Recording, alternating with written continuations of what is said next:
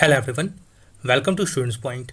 This is 18th of September and we are going to cover all the important 11 questions along with some additional facts at the end. So be attentive and be focused till the end. And to get PDF of all these videos, you can join us on Telegram by writing the channel's name Students Point. You can also follow us on Instagram by writing the username The Students Point. And if you are finding this video useful, don't forget to like the video and do share the video with your friends and loved ones. Also, don't forget to press the subscribe button and the bell icon to receive the notification of all the latest important videos and never miss any opportunity to learn and grow every day. Now here is the question for the day and everyone has to try to answer this question in the comment section. The question is, Indian Technical and Economic Cooperation is administered by? These are the options. Read the options carefully and then answer. The first question now, which Indian article or which article of the Indian Constitution provides that Member of Parliament shall be entitled to receive such salaries and allowances as may be from time to time be determined by Parliament by law. So it is Article 106 of the Indian Constitution which provides that salaries and allowances of MPs shall be determined by Parliament by law. Using this article, Parliament passed an act in 1954 which was called as Salaries, Allowances and the Pension of Members of Parliament Act.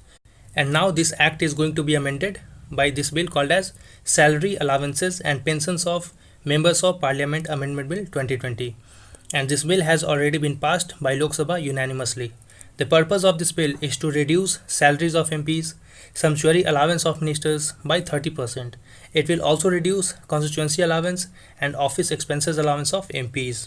And this will be valid for 1 year and it is effective from 1st of April 2020. Why? Because of crisis of COVID-19. Next question now. World Patient Safety Day 2020 is being observed on. So it was observed on 17th of September. So yes, C is the right answer. The World Patient Day is observed this year with the theme of Health Workers Safety, a priority for patient safety. And the 72nd World Health Assembly adopted resolution called as WHO 72.6 Global Action on Patient Safety on 25th of May 2019. And the resolution recognizes the patient safety as a global health priority and endorses the establishment of World Patient Safety Day to be observed every year on 17th of September. And the day calls for global solidarity and concerted action by all countries and international partners to improve patients' safety. Next question now. Institute of Teaching and Research in Ayurveda will be set up in, so it will be set up in Gujarat. So here B is the right answer. And the Institute of Teaching and Research Ayurveda Bill 2020 has been passed and this paves the path for establishment of ITRA, which is the state-of-the-art Ayurvedic institution. It will be established in Jamnagar, Gujarat. And it will be the first institution with the Institute of National Importance status in the Ayush sector. And it will be established by conglomerating the presently existing Ayurveda institutes at Gujarat Ayurveda University campus in Jamnagar. These are the institutes which are going to be conglomerated and the new institute ITRA will be created. The institutions names are not very important but still you can pause the video and have a look on it. Next question now. Consider the following statements about Kosi Rail Mahasetu. Let's see. It is a 1.9 kilometer long and its construction cost is rupees 516 crore. This statement is correct. So remember this length 1.9 kilometer. And the mega bridge project was sanctioned by Union government during 2003 to 2004. So this statement is correct. So you can imagine that the project was sanctioned in 2003 to 2004 itself. However, it is in 2020 when the project has been completed. So this is the pace of progress of developmental projects in the country, especially when it comes to states like Bihar. There are scholars and economists, even economists like Amartya Sen suggest that in countries like India, you will get anything only when you will demand for that. So only when matter or issues become a matter of public discourse or public debate, then only government pays attention on those issues. So this is also considered to be one of the biggest reason for lagging of Bihar in terms of developmental or development in comparison to other states, because in Bihar there are very less demand coming from the people itself. So people in Bihar themselves don't exert their developmental demands and that is the reason why it remains neglected by the government as well. You may compare this situation of state of Bihar with the states of other parts of India which has performed much better in terms of development. You may compare that in those states which have performed much better in terms of development, demand is coming from the people themselves. People continuously organize themselves and ask for several developmental initiatives. But in case of Bihar, there are very less engagement of people themselves as far as the demand for development is concerned. So since here both of the statements are correct, so C is the right answer. And in 1887, a meter gauge link was built in between Nirmali and Bhaptiahi, which is also called as Saraigarh. And during the heavy flood and severe Indo-Nepal earthquake in 1934, this rail link was washed away, and thereafter, due to meandering nature of river Kosi, no attempt was made to restore this rail link for long period. And the Kosi Mega Bridge Line project was sanctioned by government in 2003-2004. The Kosi is transboundary river which flows through Tibet, Nepal and India. It drains in northern slopes of Himalaya in Tibet and southern slopes of Nepal. So here Kosi river enters from here in Supaul nearby Madhubani. So this you can see here that it changes its course because of heavy sedimentation. Sediments deposit at one place and next year it changes its course to other area. That is why it is also considered to be very difficult to construct projects here. So you can see that in 1731 it used to flow here, but now in 1963 it came here because of sedimentation. It always changes its course. That is why it is also considered as Sorrow of Bihar. And Kosi river is also called as Sapt Kosi for its 7 upper tributaries, and the Sapt Kosi crosses into northern Bihar and where it branches into distributaries before joining the Ganges near Kursela in Katihar district. In BPSC, upcoming BPSC, that is BPSC 466, they may ask you this question that at which point Kosi river joins Ganga. So it is at Kursela in Katihar district. Next question now. Which state or union territory government has launched a helpline called as Sehat Evam Poshan Sathi Niwas scheme? So it has been launched by Delhi government. So here C is the right answer. The Delhi Commission for Protection of Child Rights has launched this initiative to ensure that children under the 6 years of age get nutrition supplements and regular immunization doses. The helpline will remain operational for 24/7 in collaboration with NGO Indus Action. And once a call is received on this number, the team at the DCPCR will connect back with the caller just within 1 to 2 days and register the grievance. Next question now. Which is the name of new solar cycle which scientists believe that has already begun? So it is, or the new solar cycle is called as solar cycle 25. So here A is the right answer. What is solar cycle? See, sun's surface remains very active.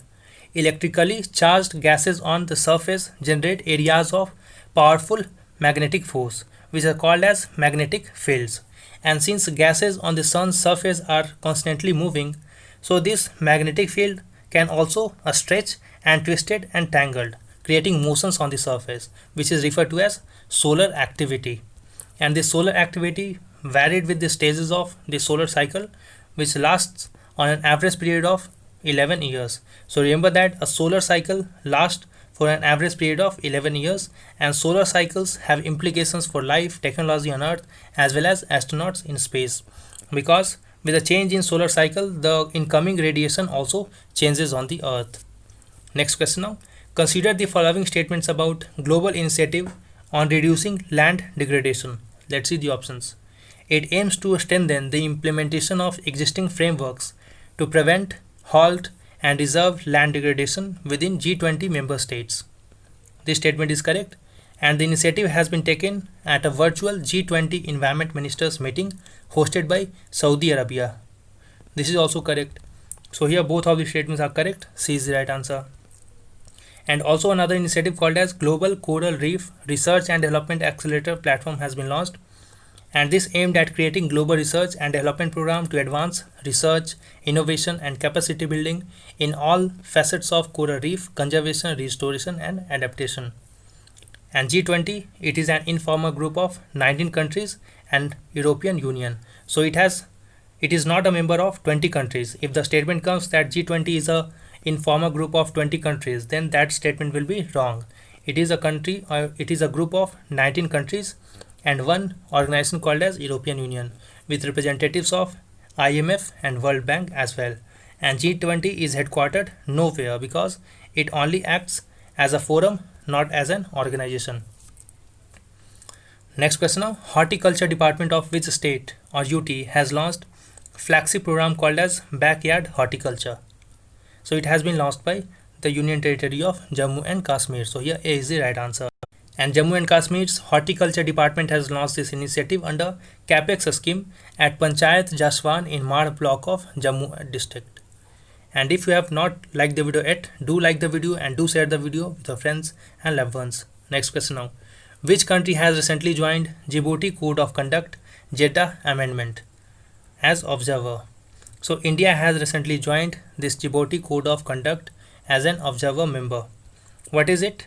So it is a grouping on maritime matters comprising of 18 member states adjoining the Red Sea, Gulf of Aden, East Coast of Africa and island countries in Indian Ocean region.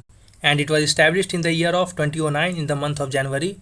It is aimed at repression of piracy and armed robbery against ships in the Western Indian Ocean, Gulf of Aden and the Red Sea. These are the member countries of Djibouti Code of Conduct. Let's see the members. Sudan, Egypt, Ethiopia, Eritrea, Djibouti, Somalia, Tanzania, Kenya. So all the countries marked with red color are its member. It includes some Middle Eastern countries as well, like Saudi Arabia, Yemen, Oman, and Jeddah Amendment. Jeddah Amendment came into 2017 and this was aimed at increasing its dimensions, which will now include human trafficking, illegal and unreported unregulated fishing as well. It was established under International Maritime Organization and India has joined Japan, Norway and UK and the US as observer to DCOCA or Jeddah Amendment. Next question now. Recently, the National Hispanic Heritage Month began in which country? So the National Hispanic Heritage Month has begun in US. So here B is the right answer. The event is marked every year from 15th of September to 15th of October and this honors history, culture, contributions of American citizens whose ancestors hail from Spain, Mexico, Caribbean, Central and South America. And Hispanic Americans are currently the largest minority group in US, making up of up to 1/5 or 20% of the total US population. Next question now. What is the rank of India in Human Capital Index 2020? So India has been ranked at 116th. Last year India ranked 115th. This year India ranked 116th. The report is released by World Bank and it numbers countries from 0 to 1, indicating the expected productivity of a child born now after they attain 18 years of age. So in exam, if they ask you that what is Human Capital Index according to the World Bank, so you have to say that, or the statement would be like that it is the expected productivity of a child who is born today or now after they attain the age of 18. So it is an expectation of productivity of a child after the age of 18 years under the present conditions, and the score of India for this time was 0.49. And the analysis shows that in the pre-pandemic time, most of the countries made steady progress in building human capital for children, with the biggest strides made in low-income countries.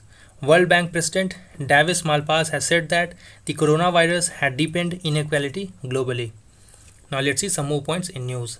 Leading a scholar of Indian classical dance, art, architecture and art history, Dr. Kapila Vatsyayan has passed away. And Kapila Vatsyayan was born in 1928.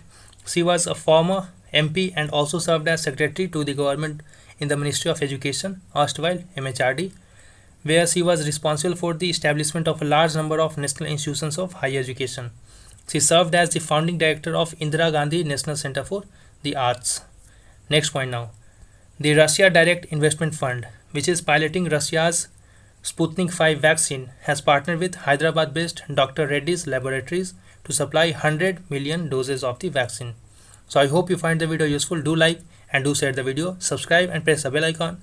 Wait for the upcoming video. Until then, stay safe and thanks for watching.